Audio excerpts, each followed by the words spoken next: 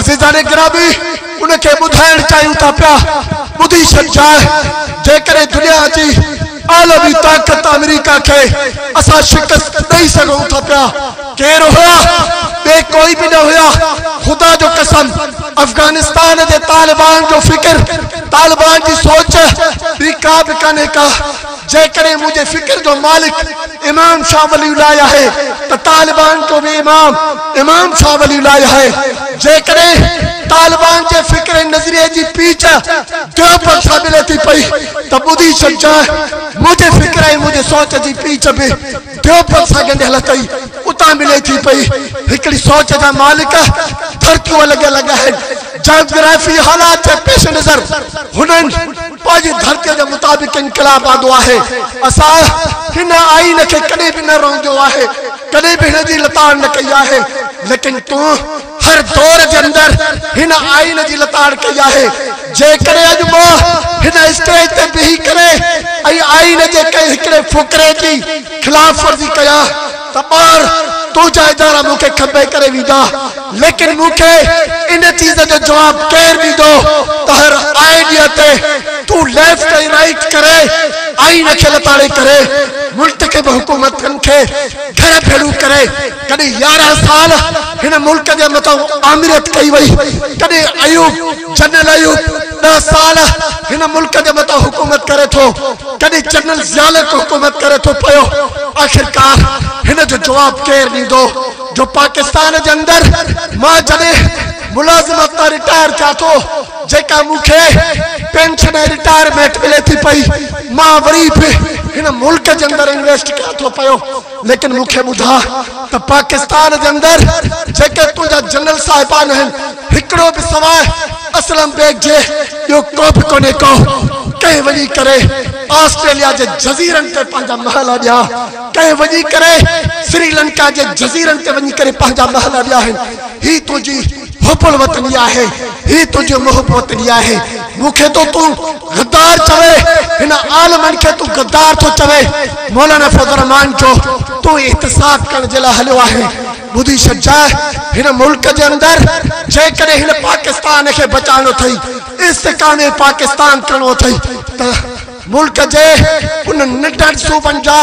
हुकूक तो के बहाल करना पवंदा अजो बलोच तो का नफरत करे तो पयो अजो बगावत जा झंडा बलोचिस्तान के पहाड़न ते उभा थियन था पिया हर आइडिया ते तुझे खिलाफ पठान सीसा पिलाई दीवार बनी वने तो पयो आखिरकार छा सबब है जो सिंध के अंदर सिंध के हुकूक के हवाले सा सिंध के हुकूक के हवाले सा इतने अलग के जो तहरीक हलन थी पयूं लेकिन तो उनके खिलाफ तू डाउन साइजिंग करे ऐ उनन के तू सजाऊं दे तो पयो लेकिन तू जन इदारन जेका खिलाफ वर्जी कई उन जो जवाब किथे आहे केर दीदो आखिरकार मां तो के बुधाइण चाहे तो पयो जेकॾहिं तोखे बगावतुनि खे बंदि करिणो आहे ऐं हिन मुल्क खे बचाइणो आहे त ॿुधी छॾजांइ तुंहिंजे हिन मुल्क जी सिर्फ़ बका हिन में रखियल आहे त हिन मुल्क जे क़ौमुनि खे पंहिंजा हुकूक ॾे जेके तो वाइदा कया हुया पाकिस्तान जे ठहण वक़्तु त पाकिस्तान हिकु फेडरेशन आहे सिर्फ़ हिकु फेडरेशन आहे सूबा खुद मुख्तार हुंदा करेंसी मवासलात उमूर खारजा सिर्फ 3 महकमा वफाक वट हुंदा बाकी सूबा के हवाले हुंदा अजो अरड़ी तरमीम के खत्म करने के लिए तू साजिशों करे पियो अजो पाकिस्तान जे हिन आईन के अंदर तो इस्लाम के नाले पे पाकिस्तान ठाए करे अजो छा सबब है जो तुंजा एवाने बाला जा मानू अज वेठा है पाकिस्तान के आईन के अंदर एलो बिल आंदो वने तो पयो जे बिल के अंदर 18 साल का घट उम्र वारो मानू इस्लाम कबूल नथो करे पयो मां उन का पूछण चाहे तो पयो जेकने 18 साल का घट वारो मानू मुसलमान नथो थी सके तो पो बुधा हजरत अली केर हुयो जे 10 साल की उम्र में इस्लाम के कबूल कयो तो इस्लाम के नाले पे पाकिस्तान ठायो तो इस्लाम के नाले ते हिन फीडरेशन के ठायो तो अज इस्लाम असा गद्दारी शाहजला तो करे पयो कदे इसराइल की मंजूरी जो गाल करे तो पयो कदे यहूदिन के पाकिस्तान के अंदर घुसाइण की कोशिश करे तो पयो कदे कादिरन के हित अंदर आने की कोशिश करे तो पयो बुधी सज्जा जेस ताई जमियत उलमा इस्लाम जो हिकड़ो कारकुन भी जिंदा है इंशाअल्लाह ताला तो के बुधाइण चाहिए था पिया इन पाकिस्तान के जड़ुन के उखेड़ींदे उलमा जो खून शामिल थई बुधी सज्जा तो के यकीन न अचे वञ तो के इजाजत दिया तो पयो लाहौर जे अनारकली जे बाजारन के उखेड़े करे दिस तसुरन जे हेठा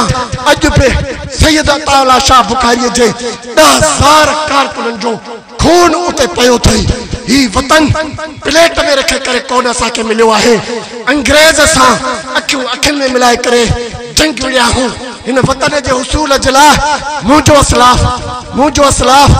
कारे पानी सजा खाई चे तो पयो मुजो असलाफ के तो छा सजाऊं न दियो जो तो पीर साईं पगारे खे खणाए करे वे अज ताई तो लाशो न दियो है सिर्फ इन जुर्म इन पादाश में तो इन वतन जे हीरन सा जेका कार्रवाई कयू है ही तारीख जो हिस्सो है बुधी सज्जा असा के उन तरफ न देखे जो सुभाणे तू उन जो मुंह न करे सके। आखिर दावा अल्हम्दुलिल्लाह।